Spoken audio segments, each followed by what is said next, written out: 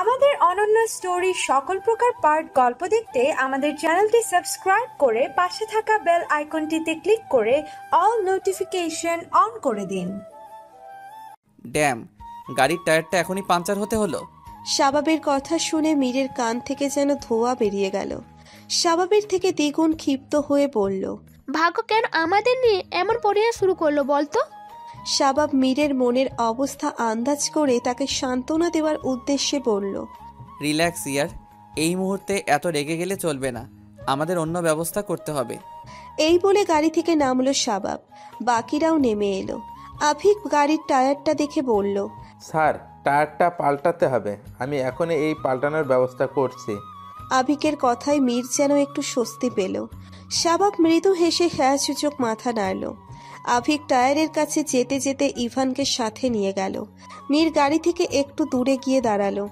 চোখে মুখে চিন্তার ছাপ, কপালের মাঝে সেই চিন্তাদেরই সূক্ষ্ম ভাঁজ পড়েছে। শাবাব মীরের অবস্থা দেখে তার পাশে গিয়ে দাঁড়ালো।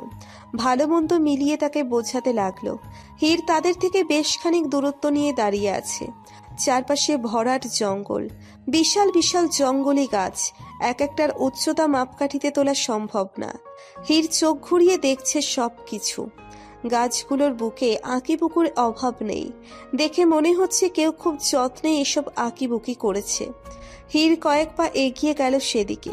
গাছের বুকে হাত রাখতেই শিরশির করে উঠল তার শরীর। এ যেন এক অদ্ভুত শিহরণ। হীরের কি মনে হতো পেছন মুড়ে একবার তাকালো শাবাবের দিকে। শাবাব পুরো মনোযোগ দিয়ে মীরকে বোঝাচ্ছে। মীর মাথা নিচু করে বুঝতে চেষ্টা করছে শাবাবের কথাগুলো। হীর শাবাবদের পাশেই আফিকদের দিকে তাকালো। তারাও সর্বোচ্চ মনোযোগ দিয়ে গাড়ির টায়ার ঠিক করছে। আকস্মিক হীর অনুভব করলো কেউ তার মুখে কিছু একটা চেপে ধরল, আর সঙ্গে সঙ্গে এসে শরীরে ভার ছেড়ে ঢলে পড়ল আগন্তুকের দিকে। লোকগুলো সতর্কতার সাথে হীরকে নিয়ে গায়েব হয়ে গেল জঙ্গলের মাঝে। এদিকে বাকিরা টেরও পেল না সেই খবর।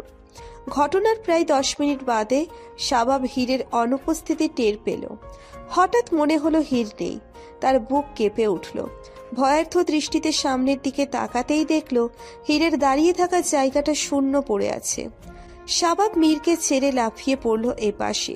হীরের দাঁড়িয়ে থাকা জায়গাটায় এসে দাঁড়িয়ে চেঁচিয়ে উঠে বলল, হীর কোথায় গেল?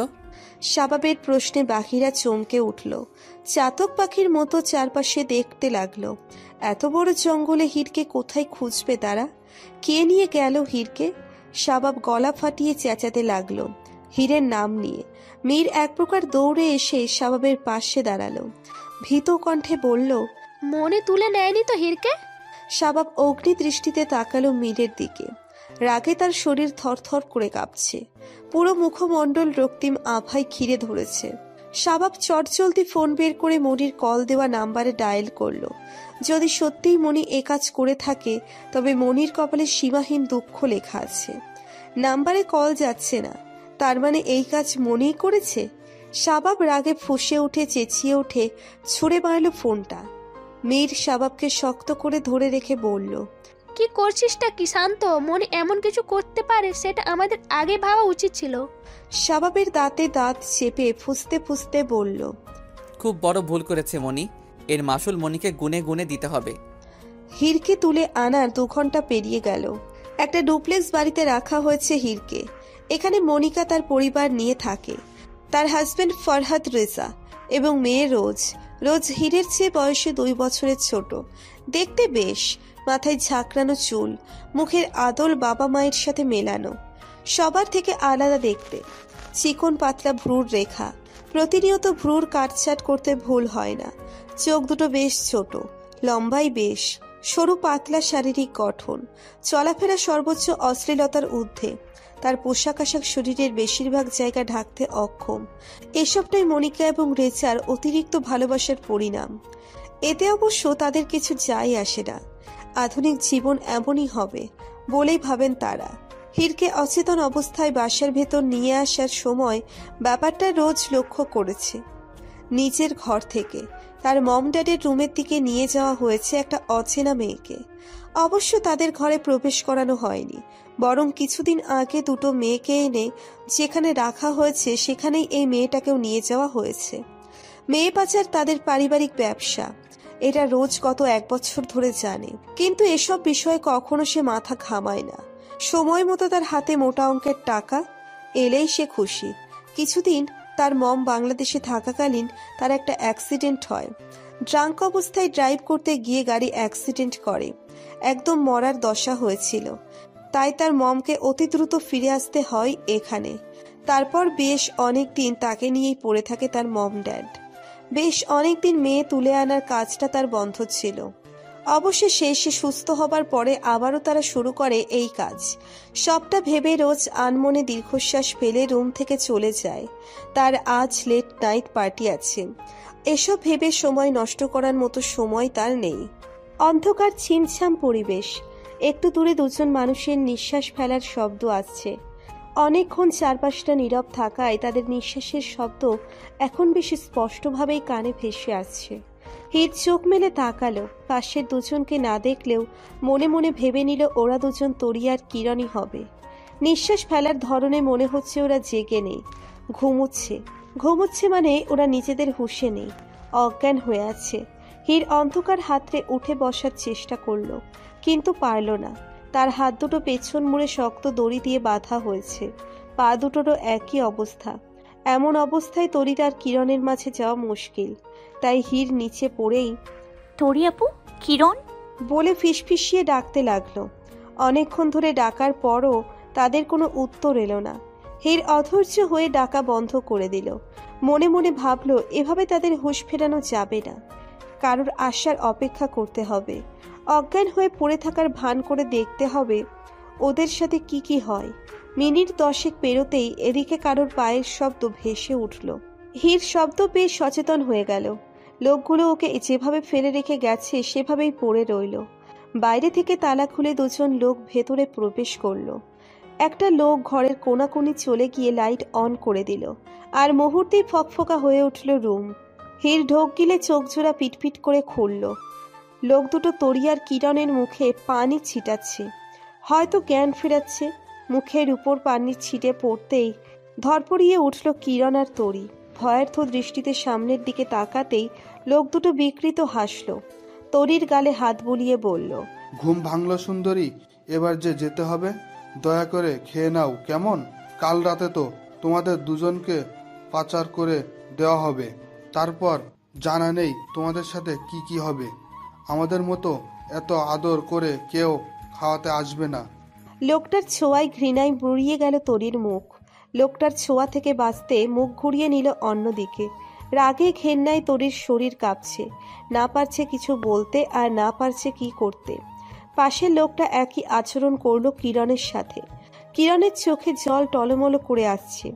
দেয়ালের বুকে মিশে গিয়ে লোকটার আপত্তিকর ছোঁয়া থেকে বাঁচার আপ্রাণ চেষ্টা করছে। হির সবটা পর্যবেক্ষণ করছে।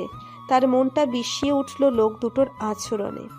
ইচ্ছে করলো যে দড়ি দিয়ে তাকে বাঁধা হয়েছে সেই দড়ি দিয়েই দুটোকে একসাথে ফাঁস চড়াতে, কিন্তু এই মুহূর্তে এসব সহ্য করা ছাড়া আর যে কিছু করারও নেই। কিরণের চোখ থেকে জল গড়িয়ে পড়তেই লোকটা আফসোস করে বলল, আরে দেখ না, বেচারি কাঁদছে, খুব কষ্ট হচ্ছে সুন্দরী। তোমরা বলো তো, তোমাদের আমরা এখান থেকে বের করে নিতে পারি, তবে একটা শর্ত আছে। এই বলে লোকটা বিকৃত হেসে পাশের লোকটার দিকে তাকালো। দুজন মিলে চোখ দিয়ে ইশারা করে বিকৃত ভঙ্গিতে হাসতে হাসতে বলল, যদি তোমরা আমাদের সাথে কিছু সময় থাকতে রাজি হও। আরে বুঝছো না কেমন মজাই হবে? কি থাকবে নাকি? লোক দুটোর কথায় গায়ে কাটা ফুটল যেন হীরের। নিজেকে কিছুতেই সামলে রাখতে পারছে না। লোক দুটো কিরণ আর তরির দিকে এগিয়ে যেতেই দুজনে একই সাথে মুখ ভর্তি থুতু ছুড়ে দিল তাদের মুখে। তরি আর কিরণের এমন কাজে খেপে গেল লোক দুটো। দুজনেই একসাথে উঠে গলা চেপে ধরল তাদের দুজনের। তরি আর কিরণ অসহ্য যন্ত্রণা পেয়ে মুখ বুজে রইল স্রেফ। লোক দুটো না পেরে তাদের গলা ছেড়ে শার্টের বোতামে হাত দিল। গায়ে তাদের ইউনিফর্মের শার্ট। দুজনেই আগাম বিপদের আভাস পেয়ে চাপা স্বরে আর্তনাদ করে উঠল। হীরের মাথার রক্ত ছিটকে বেরিয়ে এলো যেন। তরি চোখের জল ছেড়ে দিয়ে কণ্ঠে বলল,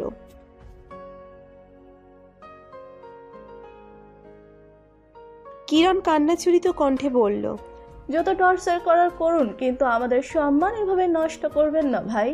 প্লিজ রিকোয়েস্ট করছি, আপনারা দরকার হয় আমাদের মেরে ফেলুন, কিন্তু এটা করবেন না ভাই, প্লিজ।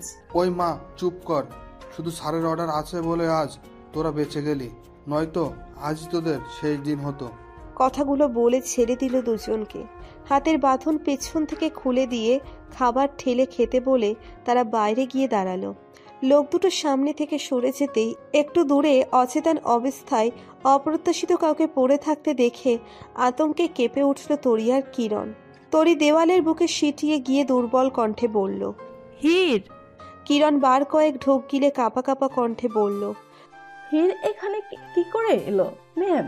তবে কি সবার স্যার মালয়েশিয়া এসে গেছেন? তরি দুর্বল চোখে চেয়েই রইল হীরের দিকে। কিরণের উদ্দেশ্যে কি বলবে কোনো জবাব খুঁজে পেল না। হীর যখন নিশ্চিত হলো লোক দুটো বাইরে বেরিয়ে গেছে, তখন ধীরে ধীরে চোখ খুলে তাকালো। নিচে পড়ে থেকেই চারপাশে তীক্ষ্ণ দৃষ্টিতে দেখতে লাগলো এখান থেকে এই দুজনকে বের করার মাধ্যম কি। আগে তরি আর কিরণকে এই নরক থেকে বের করতে হবে, তারপর ওদের দুজনের ইনস্ট্রাকশন নিয়েই শাবাব তার কাছে পৌঁছতে পারবে। হীরকে চোখ খুলে চারপাশে দেখতে দেখে কিরণ মৃদুস্বরে চেঁচিয়ে উঠে বলল, ম্যাম হীরের তো সেন্স আছে। কিরণের কথা শুনে তরিও তড়িঘড়ি তাকালো হীরের দিকে। কিরণের মৃদু চিৎকার হীরের কানে আসতেই হীর চটজলদি চোখ বুজে নিল।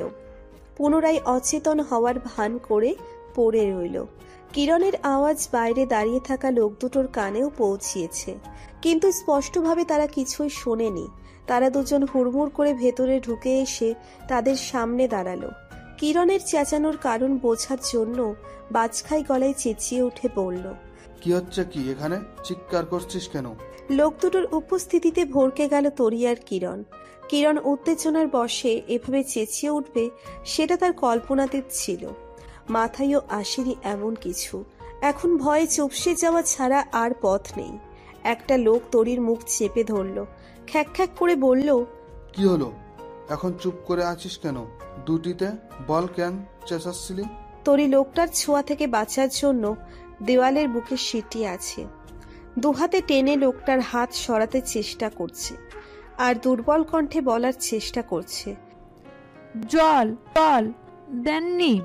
পাশের লোকটা ওদের জন্য দেওয়া খাবারের দিকে তাকিয়ে দেখলো আজকে খাবারের সাথে জল দেওয়া হয়নি। তাই সে লোকটা তরির মুখ চেপে ধরল। তার পিঠ চাপড়ে বিরক্তি ভরা কণ্ঠে বলল, আরে ছেড়ে দে, ওদের তো জল দিতে ভুলে গেছি, জলের জন্য হয়তো চেঁচিয়েছে। আয়। দ্বিতীয় লোকটির কথায় প্রথম লোকটা তরির মুখ ছেড়ে দিয়ে খাবারের দিকে তাকালো। অতঃপর দ্বিতীয় লোকটির দিকে তাকিয়ে বলল, খাবার দেওয়ার সময় দেখবি না? দ্বিতীয় লোকটি কপাল কুঁচকে বেরিয়ে গেল। প্রথম লোকটাও তার পেছন পেছন গেল। তরি থরথর করে কাঁপছে। পাশ থেকে কিরণ তরিকে জড়িয়ে ধরে কান্না জড়ানো কণ্ঠে বলল, সরি ম্যাম, আমার জন্য আপনাকে এসব সহ্য করতে হলো। I am sorry. তরি কিরণের মাথায় হাত রেখে কাঁপা কাঁপা কণ্ঠে বলল, কেঁদো না কিরণ, বিপদে যখন পড়েছি তখন ভেঙে পড়লে চলবে না। সব সহ্য করে এখান থেকে বের হওয়ার পরিকল্পনা করতে হবে। আর পরিকল্পনা করার জন্য তো আমাদের স্ট্রং থাকতে হবে, তাই না? আর তার জন্য খেতে হবে। আর কথা না বাড়িয়ে খাওয়া শুরু করো। কিরণ সোজা হয়ে বসে চোখ মুছল, তারপর কাঁপা কাঁপা হাতে খাবার তুলে খেতে শুরু করলো। তরি মুখে খাবার তুলে চিবোতে চিবোতে আর চোখে দেখতে লাগলো হীরকে। হীর ইচ্ছে করে অচেতন হওয়ার নাটক করছে, হয়তো এদের হাতে ধরা পড়বে না বলে, নয়তো অন্য কোনো উদ্দেশ্য আছে হীরের। হীরকে এখানে তুলে আনার উদ্দেশ্য কি? মেরে ফেলা? সেটা তো মনির সবসময়ের প্ল্যান ছিল, কিন্তু এখানে আসার পর থেকে আর এই কথা মনে হয়নি যে মনি হীরাকে মেরে ফেলতে চায়। আর মনির হাজবেন্ড রেজা, ওনাকে দেখলেই ভয়ঙ্কর কিছু ঘটে যাওয়ার আভাস পায় ও। এনাকে দেখলেই মনে হয় কোনো ভয়ানক হিংস্র প্রাণী লোকটা, যার শরীরে কোনো মানুষের বৈশিষ্ট্য নেই। এই তো গত দুদিন আগে তাকে আর কিরণকে যখন কিডন্যাপ করে নিয়ে আসা হয়, তখন এই ঘরটা অল্প বয়সী মেয়েদের দিয়ে ভরপুর ছিল। কি অস্বাভাবিক অত্যাচারে ঝনঝন করে কাঁপছিল ঘরটা। মেয়েগুলো আত্মচিৎকারের রুহুটা যেন ছিটকে বেরিয়ে আসতে চাচ্ছিল। তার ঘণ্টাখানেক পরেই তাদের নিয়ে যাওয়া হয় পাচার করার উদ্দেশ্যে। গত 18 ঘন্টা যাবৎ আর কাউকে নিয়ে আসা হয়নি। এ ঘরে হয়তো তাদের মুখ্য উদ্দেশ্য হাসিল না হওয়া অবধি আর কাউকে আনবেও না। কটা দিন এখন তারা নীরব থাকবে, তাদের জীবনের সবচেয়ে বড় উদ্দেশ্য সফল করার জন্য। এই নে জল, খেয়ে উদ্ধার কর। আচমকা পুরুষালী কণ্ঠে কেঁপে উঠল ঘরময়। কিরণ চমকে উঠে তরির হাত চেপে ধরতেই তরি আলতো করে কিরণের হাতের উপর হাত রাখল। চোখের ইশারায় ভয় পেতে বারণ করে খাওয়ায় মন দিতে বলল। কিরণ পুনরায় খেতে আরম্ভ করে। খাওয়া শেষ হওয়া অবধি লোকটা তাদের সম্মুখ থেকে নড়ল না। খাওয়া শেষ হতেই পুনরায় দুজনকে বেঁধে দিয়ে বাইরে থেকে দরজা লক করে দিয়ে চলে গেল। তারা চলে যেতেই তরি সাবধানী কণ্ঠে হীরকে ডাকল। কিরণ সতর্ক দৃষ্টিতে তাকিয়ে আছে হীরের দিকে। তরির ডাক হীরের কান অব্দি পেশে আসতেই হীর চোখ খুলে তাকালো। হীরকে তাকাতে দেখে তরি আর কিরণ খুশির জোয়ারে ভাসতে লাগলো। কিরণ তরির দিকে তাকিয়ে উত্তেজিত কণ্ঠে বলল, ম্যাম, হির চোখ খুলেছে। তরিও একই অনুভূতি মৃদু হেসে বলল, হ্যাঁ গো হীর, তুমি ঠিক আছে তো? হীর তরি আর কিরণের দিকে তাকিয়ে মৃদু হেসে বলল, আমি একদম ঠিক আছি তরি আপু, কিন্তু ওরা তো তোমাদের উপর খুব অত্যাচার করছে। তোমরা এসব মুখ বুজে সহ্য করছো কেন? তোমরা তো সাধারণ মানুষ নাও যে কেউ তোমাদের উপর অ্যাটাক করলো আর তোমরা মুখ বুজে সব সহ্য করে নিলে। তরি অসহায় চোখে নিজেকে একবার দেখল, করুণ কণ্ঠে বলল, সরাসরি মৃত্যু যে হয় এক কথা, কিন্তু মেয়েদের সবচেয়ে বড় সম্মানটা যখন বারবার খোয়ানোর একটা ভয় ঢুকে যায় না, তখন না পেরে সবটা মুখ বুজে সহ্য করতে হয়। এটা আমাদের উপর টর্চার করতে সে অন্য কথা, কিন্তু এরা বারবার আমাদের সম্মানের উপর হাত দিচ্ছে। আমরা চাইলেও বাধা দিতে পারছি না। যখন ভাবি ওদের উপর পাল্টা আঘাত করব, তখন মনে হয় এখানে শত শত শগুন আমাদের শরীরটা ছিঁড়ে খাওয়ার অপেক্ষায় আছে। ভয়েও পাল্টা আঘাত করার কথা ভাবতে পারি না। জানি না কিভাবে এখান থেকে বের হব। মনে হচ্ছে না আর কখনো বের হতে পারবো কিনা। তরির কথা শুনে হীর কঠোর গলায় বলল, অবশ্যই পারবে বের হতে। আমার বোনদের আমি এখান থেকে বের করবই। তোমরা চিন্তা করো না তরি আপু, এবার ওদের উল্টো সময় গোনা শুরু হয়েছে। ওদের এই সাম্রাজ্য এবার আমি এক এক করে ভেঙে গুড়িয়ে দিব। হীরের এমন কথাই হোঁচট খেল যেন তরি আর কিরণ। এটা হীরের কোনো রূপ? কিরণ অবাক কণ্ঠে বলল, হির, তুমি এসব কি বলছো? ওদের বিনাশ আমার হাতেই ঘটবে। বুকের ভেতর কেঁপে উঠল তরি আর কিরণের। দুজনের মুখ চাওয়াচাওয়ি করে হীরের দিকে এগোতেই দেখল হীর পুনরায় চোখ বুজে নিয়েছে। তরি দম বন্ধ করে কিরণের উদ্দেশ্যে বলল, কিরণ, কি হতে যাচ্ছে বলো তো? কিরণ ঢোক গিলে বলল, জানি না ম্যাম। ঘণ্টাখানিক সময় অতিবাহিত হতেই দুজন লোক এসে হীরকে অন্য একটা রুমে নিয়ে গেল। হীর তখনও অচেতন হওয়ার নাটক আর সবটা তীক্ষ্ণ দৃষ্টিতে দেখছিল। তরি আর কিরণ চুপচাপ দেখল সবটা। হীরকে বের করে নিয়ে তাদের দরজা আগের মতোই লক করে দিয়ে রেখেছিল সে। তরিদের রাখা রুমটা থেকে পরপর দুটো রুম পেরোতেই সাজানো গোছানো ছোট্ট একটি রুম। হীরকে সেই ঘরে নিয়ে গিয়ে একটা চেয়ারে বসানো হলো। অতপর হাতে পায়ের দড়ি খুলে পুনরায় দড়ি দিয়ে চেয়ারের সাথে বাঁধল। বাঁধা শেষ হতে অপরের মুখ চাওয়াচাওয়ি করে এক গ্লাস জল এনে হীরের মুখের উপর ছুঁড়ে মারল। হীর আতকে উঠে চোখ মেলে তাকালো। হীর চোখ খুলতেই লোক দুটো চোখে ইশারা করে বাইরে বেরিয়ে যেতে নিল। হীর ভয়ার্থ কণ্ঠে বলে ওঠে, আমি কোথায়? আমি কোথায়? তোমরা কারা? আমাকে এভাবে বেঁধেছো কেন? তোমরা কোথায় যাচ্ছ? কথাগুলো বলতে বলতে হীর বাঁকা হাসল। হীরের একাধারে প্রশ্ন শুনে দাঁড়িয়ে গেল লোক দুটো। তাদের দাঁড়িয়ে যেতে দেখে হীর হাসি মাখা মুখটা নিমেষেই মলিন করে নিয়ে কাঁদো কাঁদো ভাব করে আবারও বলে উঠল, বাবা কোথায়? তোমরা কারা? কি? হীরের নাটকীয় মুখ ধরতে পারল না। পেছন মুড়ে বিকৃত হেসে বলল, মরণ দুয়ারে এসে পড়েছ পাখি, মৃত্যুর জন্য তৈরি হও। হীরের মুখ শুকিয়ে গেল।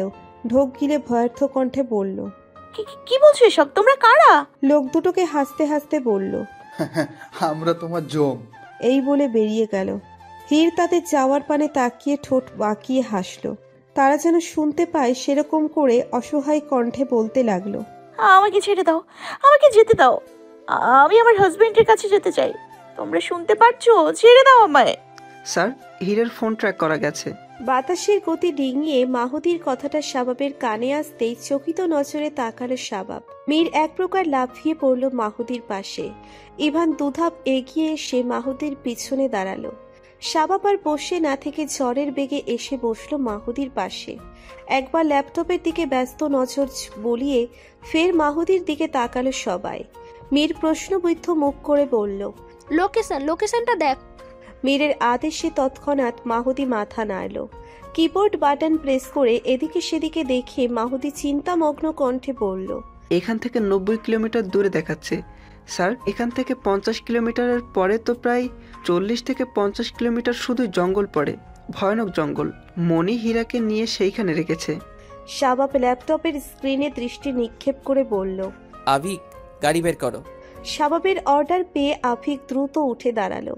দ্রুত ভঙ্গিতে উপর নিচ করে মাথা নেড়ে বলল, ওকে স্যার। আফিকের যাওয়ার পানে তাকিয়ে মীর বড় করে দীর্ঘশ্বাস ফেলে। মলিন মুখে বলে,